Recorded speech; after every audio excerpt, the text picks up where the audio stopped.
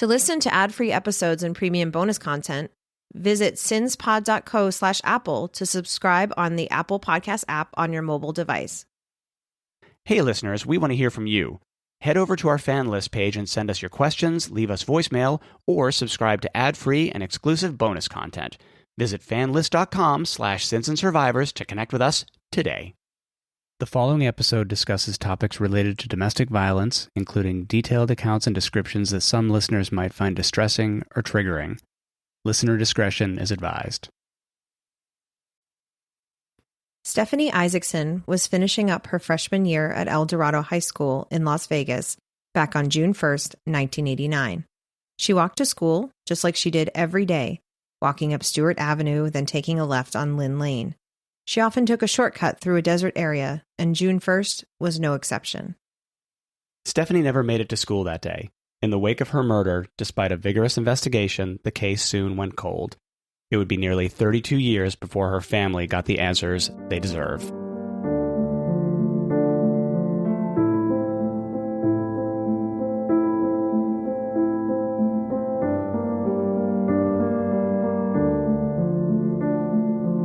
Hi, and welcome to Sins and Survivors, a Las Vegas true crime podcast where we focus on cases that deal with domestic violence.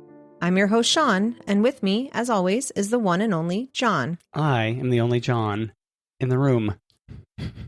April 25th, 2024 is National DNA Day, which honors the successful completion of the Human Genome Project in 2003 and the uncovering of DNA's double helix structure in 1953. As true crime fans, we all recognize the importance of DNA evidence in criminal investigations.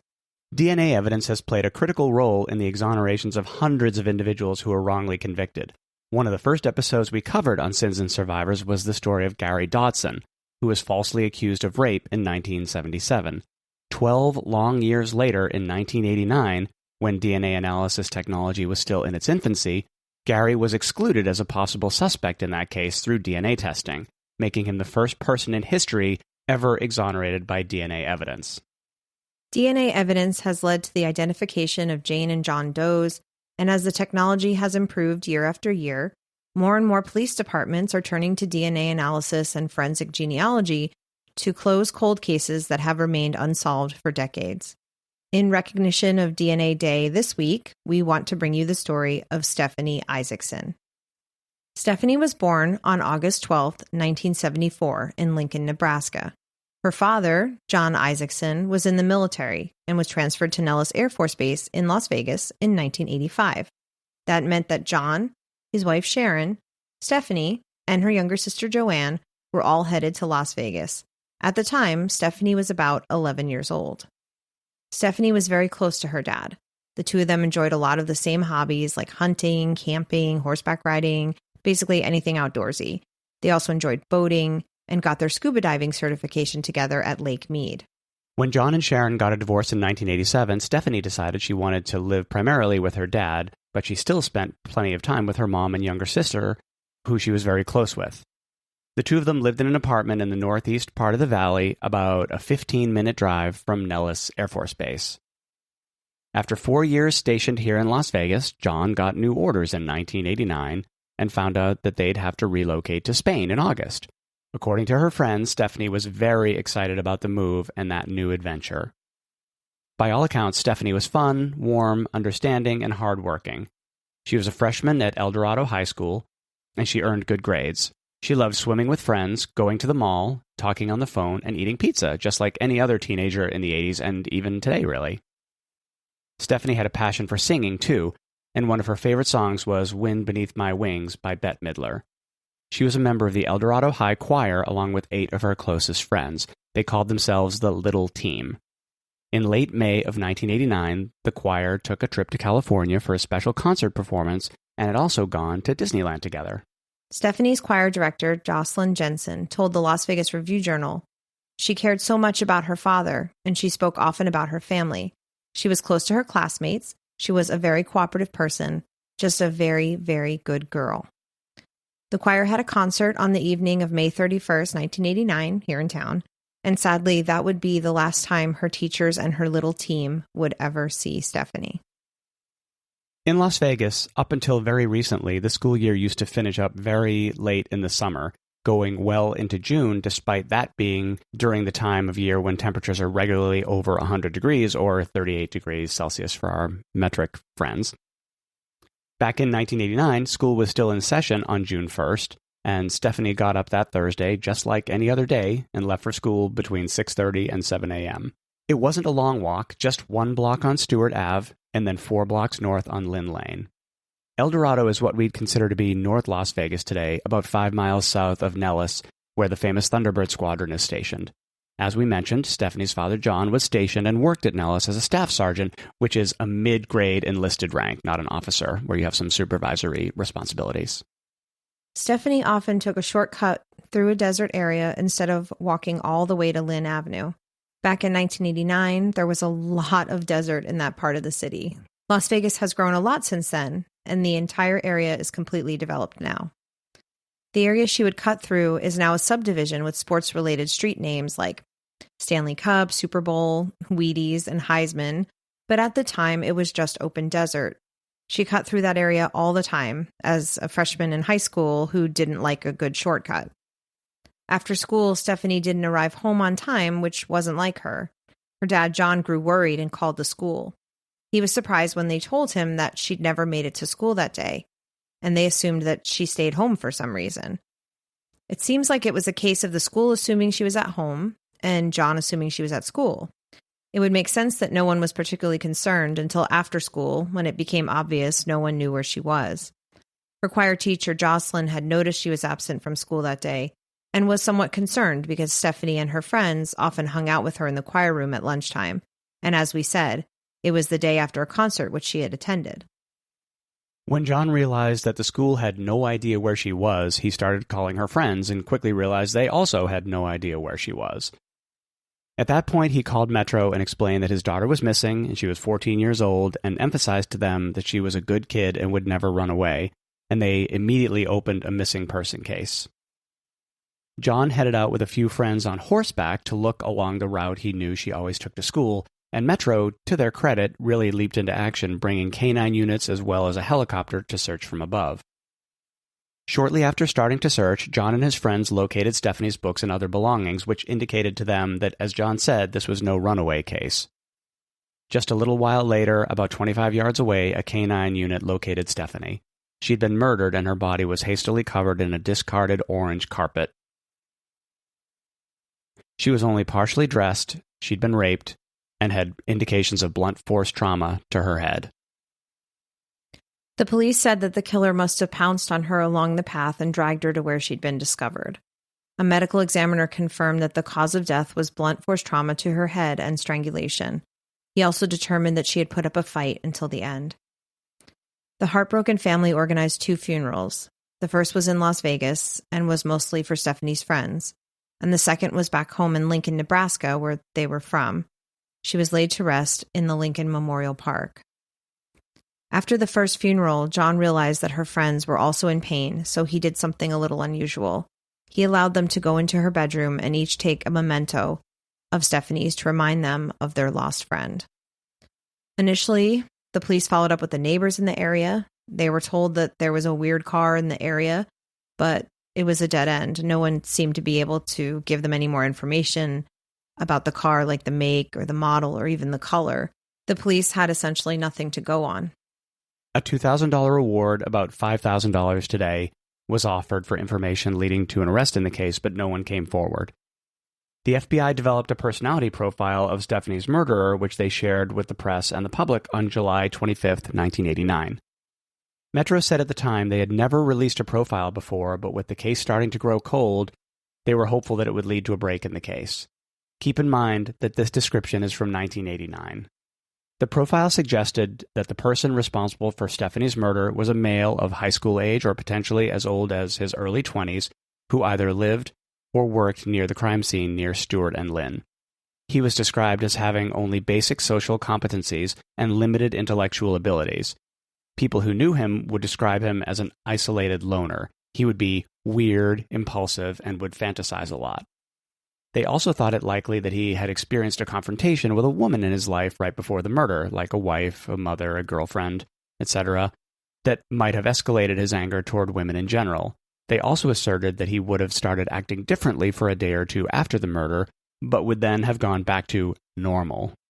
The police followed up on leads for years following the murder in several different states, including Washington, Idaho, and Texas. But despite their attempts to keep the investigation going, the case was just growing cold. Retired Metro Deputy Chief Mike Hawkins expressed his regret about Stephanie's case before his 2001 retirement. He said, "What bothers me the most is I know there is someone out there who got away with murder. And I still feel bad about not getting that solved for the family." Right around the same time as Stephanie's murder, on June 9th, 1989, there was another abduction in Las Vegas. A 12-year-old girl who attended Paradise Elementary School was abducted and raped, but then dropped back off at her home. The police said the cases were not likely connected, but the school district did add additional security patrols and sent home flyers in English and Spanish for families, offering safety tips to discuss with their kids. The warnings were the types of tips most of us Gen Xers grew up hearing about stranger danger and telling the police when you see unfamiliar cars or people lurking around. Just as it is in 2024, finding the funding for the additional security at the schools was brought up by administrators, and it was a concern of everyone involved. Later that summer, there was another incident, a failed kidnapping attempt of an 8-year-old boy on July 20th, 1989. You can imagine how on edge the city was by that point.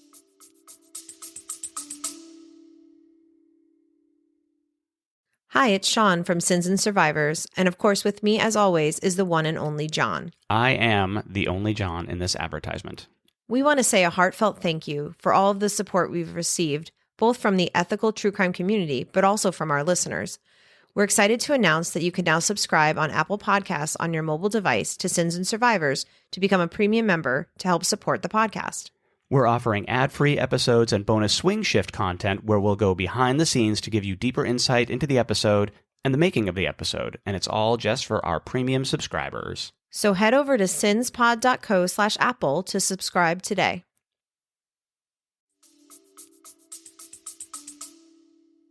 In 1989, when this crime occurred and was being investigated, the use of DNA in criminal investigations was still in its infancy. We talked a while back about the case of Gary Dodson, the first person ever to be exonerated using DNA evidence. If you haven't listened to that one, you really should. In the history of wrongful convictions, his case is where it all began. It's important to note that eliminating a known suspect or a convicted person from having committed a crime using DNA is different than collecting DNA at a crime scene and searching for an unknown person with nothing to compare that DNA against. Remember that at that time there was no DNA database, so any DNA that was collected at Stephanie's murder scene couldn't be tested in the way it would be now in 2024. The National Registry of Exonerations reports that since 1989, DNA testing has proven the innocence of 575 individuals who were wrongly convicted, with 196 of these cases being clients of the Innocence Project. Kimberly Murga joined the Las Vegas Metro Police Crime Lab team in 1996. She previously worked at the Armed Forces DNA Identification Laboratory and is a member of the American Academy of Forensic Sciences, the American Society of Crime Laboratory Directors, and the Academy Standards Board DNA Consensus Body. She has earned 2 bachelor's degrees in biology and criminal justice from Chaminade University and has a master's degree in forensic science from George Washington University. So you can tell that even back then she was one of the premier experts in the industry, and she's still with the lab today as its director. The lab analyzed the DNA from the crime scene back in 1997, but unfortunately the process failed, according to Murga. 10 years later, though, a semen sample lifted from Stephanie's shirt was successfully sequenced and analyzed. At that point, the profile was uploaded to the FBI DNA database where it could be added to CODIS, the Combined DNA Indexing System, which allows state and local crime labs to store and compare DNA from crime scenes and compare profiles with known offenders. In May of 2007, CODIS contained about 4.5 million offender profiles and about 175,000 forensic profiles. As of August 2023, the National DNA Index, NDIS, which is part of CODIS, contains over 16.5 million offender profiles, 5.2 million arrestee profiles, and 1.2 million forensic files. Between 2007 and 2020, the DNA from Stephanie's murder was compared with nearly 30 potentially, not nearly. Between 2007 and 2020, the DNA from Stephanie's murder was compared with 30 potentially matching DNA samples, but a match was never found. Because of how the DNA analysis process works, each time a sample is sequenced, some of it is consumed and destroyed. So by 2007, there was very little DNA evidence left, and by 2020, it was very degraded. In 2020, Othram, a Texas DNA lab, reached out to Kimberga and the Metro lab with a proposal. They told the lab that they had been given an anonymous donation, which was earmarked to have them assist in a Las Vegas-based cold case. It turned out that the donation was made by Justin Wu, who is a local Las Vegas philanthropist who founded Project Justice, the Vegas Justice League, and Vegas Helps. Justin found out about some work that Othram had been doing in the field of forensic genetic genealogy and made that donation to them, asking them to take up a case in Las Vegas. The Metro Crime Lab took them up on it, and they decided to have them analyze the last remaining DNA evidence in Stephanie's case. It wasn't an easy decision, though. If the lab somehow botched the analysis, or if a match couldn't be found, the DNA sample could have been lost, and with it, any chance to avoid Stephanie's case going cold forever. The amount of DNA that was left that could be tested was extremely small. It was 120 picograms, which is the equivalent of only 15 human cells. For comparison, the DNA test that you may have done with 23andMe will collect between 750 and 1,000 nanograms. Othram would be dealing with only 0.12 nanograms. Think of it like the difference between $1,000 and 12 cents. It's a big difference. Not only that, the sample was 30 years old and quite degraded, not to mention the fact that it was likely a mix of DNA from the victim and the murderer. This case was a challenging one even for Othram. 120 picograms is the smallest amount of DNA they had ever used to build their forensic genealogy profile. It took over 7 months, but they were able to build the profile, and then their genealogist reconstructed the branches of a family tree, not unlike what you might have done on Ancestry.com. Forensic genetic genealogy is incredibly powerful, and it's the same approach that led to the identification and arrest of the Golden State Killer, Joseph James D'Angelo, in 2018. The profile Othram was able to produce of Stephanie's killer revealed an ancestry mix of French-Canadian descent from New England and a more recent profile from Canada. In the end, they provided Metro with 2 possible family members, and Terry Miller with Metro did the investigation across several states. Finally, after 32 years, on July 21, 2021, the department announced a match.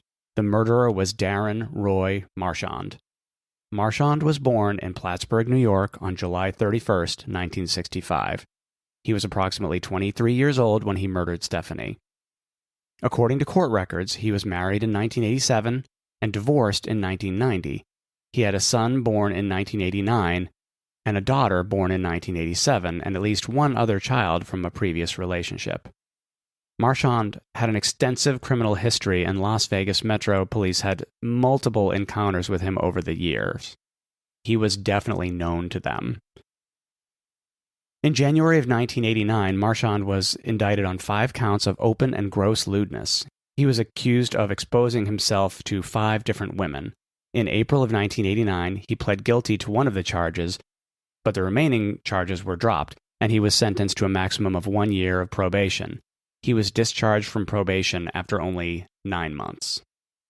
We found another interesting piece of information in the Review Journal archives about Darren Marchand and his relationship with the Las Vegas Metro Police Department. In 1991, the RJ published an article about the Board of Inquiry that was looking into cases of excessive force used by Metro. Officer Brian Evans was accused of using excessive force on Darren Marchand after a lengthy foot pursuit on March 9, 1991. The article stated he was wanted for non-support, which, based off of the court records we reviewed, was either child support or spousal support, and also what the paper called several minor charges. A witness to the arrest told the board that Officer Evans beat Marchand with a flashlight. Officer Evans claimed he had tapped Marchand in the head. Marchand had suffered a head injury, but a doctor told the board that the wound was from a fall, not a flashlight. The board concluded that Evans did not use excessive force in his arrest of Darren Marchand. The revelation that Darren Marchand was the man who had murdered Stephanie was particularly alarming, given that he had also been arrested in 1986 for the murder of a woman named Nanette Vanderberg. Nanette was born on June 22, 1960, in Virginia. She moved to Las Vegas in the mid-1980s and was renting an apartment on East Tropicana. On February 27, 1986, her boyfriend hadn't heard from her in a day or two, so he went to check on her in her apartment, and to his shock and horror, he found her body in the bathtub. She appeared to have been asphyxiated by a towel and strangled. She was only 25 years old. During the investigation, detectives discovered fingerprints at the scene that belonged to Marchand. We tried to find out more information on Nanette, but unfortunately, the articles do not have very many details about her. Reporters couldn't even seem to agree on how her last name was supposed to be spelled. On March 10, 1986, Darren Marchand was arrested and charged with open murder. At the time, he was 20 years old. He told police that he was with Nanette on the night before she was murdered. According to the Review Journal, Marchand and Nanette had, quote, spent the night together. Marchand said they ate breakfast together at 2:30 a.m. at the Nevada Palace Casino. He said he left her there and went home to bed. The Nevada Palace was a casino on Boulder Highway near Samstown. It was demolished in 2008 to make room for the Eastside Cannery. The casino was not far from where Nanette and Marchand were living at the time. Despite the fact that his fingerprints had been found at the scene of the crime, after 2 days of testimony during the preliminary hearing, the Justice of the Peace, Bill Jansen, dismissed the charges against Darren Marchand. He said that the fingerprint evidence was insufficient for the case to go forward. Las Vegas Metro has since tested the DNA collected at that crime scene and determined it was also a match to Darren Marchand. It's chilling to think that if Marchand had been convicted of the murder of Nanette, Stephanie's murder would never have happened. Unfortunately, though, Darren Marchand will never be prosecuted for the murders he committed. He died by suicide on July 15, 1995, in Las Vegas. Police are continuing to investigate whether he committed any other sexual assaults or murders. While Stephanie's family finally knew who was responsible for her murder, the fact that he could never be prosecuted left them feeling hollow. Stephanie's mother Sharon told police in a statement that she was glad the killer had been identified, but she was quoted as saying, "It's good to have some closure, but there's no justice for Stephanie at all. Nothing will ever bring my daughter back to us." And for John Isaacson, the pain and anger over Stephanie's death was palpable when he said, "That son of a bitch got me twice. Once when he killed my daughter, and again when I didn't get the opportunity to look him in the eye." We mentioned the Vegas Justice League and their efforts to get cold cases solved. Justin Wu has said that his goal would be to solve every cold case in Las Vegas where there is DNA evidence to be tested, and he estimates that's around 100 cases. Othram Labs Chief Development Officer Kirsten Middleman has stated, "We don't believe that it can be justice unless it's justice given to everyone. We believe that everyone deserves their name back, and every single perpetrator should be caught. When you see how much of an impact you're making, you just want to continue to do it." Here's where we ask for your help, because this is something you can help with. If you've ever done a DNA test with a company like 23andMe or Ancestry.com, you can request your full DNA profile data from that company and then upload it into the Othram database for comparisons. This will allow Othram and other companies to more easily build those family trees to locate family members of these criminals. We also encourage everyone to upload their data into the GEDmatch, the GED Match database, which is used by the DNA Doe Project to identify unknown murder victims. It's easy to upload your data, and you never know if you could be the missing piece that gives a family the answers they've been waiting for. There's potential here to solve every cold case. As the technology has advanced to use such minuscule amounts of DNA, and as more people willingly share their genetic histories, we can connect the dots for families who have been waiting for justice for decades. You can also help to solve one of these cold cases by making a donation to organizations that fund genetic testing and forensic genealogy, such as Othram Labs, Vegas Justice League, and Season of Justice. We will have links to these organizations in our show notes. The cost to perform the analysis is only about $5,000, and it's hard to believe that that's the price to get a family the closure they deserve. In this case, it's so unfortunate that Marchand will never be held responsible for murdering Stephanie or Nanette, but with the use of these emerging high-tech analytical approaches, at least the families of these two women can potentially have some level of closure. There are so many families out there that are looking for answers. Before we wrap up, we want to share that we received a question from a listener this week. The listener was wondering if we had an update on the case of Dr. Gwen Amsrallah. Dr. Amsrallah's murder was one of the first cases we covered in 2024, back in episode 11, which we released on January 16th. Dr. Amsrallah's husband, Shiva Gumi, has been arrested for her murder, and the trial was scheduled to begin on April 15th, 2024. Unfortunately, the trial has been delayed, and the date has now been pushed to August 19th, 2024. We are all hoping that the case gets resolved soon. We know that Dr. Amsrallah's friends, colleagues, and family members are anxiously awaiting a resolution, as are we. And if anyone else out there has a question for us, just a reminder, you can contact us at questions@sinsandsurvivors.com. If you're enjoying the podcast, there are a few ways you can support us. One important thing you can do is post a strong review on Spotify or Apple Podcasts or wherever you're listening. You can also become a subscriber to get ad-free and bonus content. If you aren't already subscribed, please visit sinspod.co/subscribe, and you can join up on Patreon or Apple Podcast subscriptions. And it's your support that enables us to keep bringing you these important stories every week. We're going to continue the conversation in our Swing Shift episode, so give that a listen too.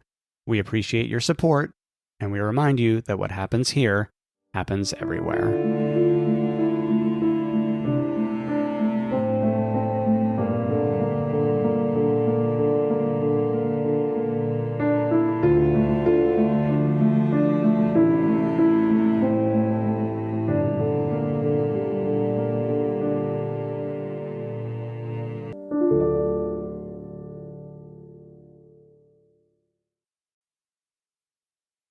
Thanks for listening.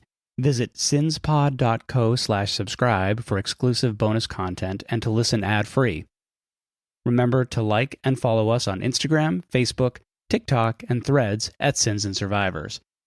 If you're enjoying the podcast, please leave us a review on your podcast platform of choice. You can contact us at questions@sinsandsurvivors.com. If you or someone you know is affected by domestic violence or needs support, please reach out to local resources or the National Domestic Violence Hotline. A list of resources is available on our website, sinsandsurvivors.com.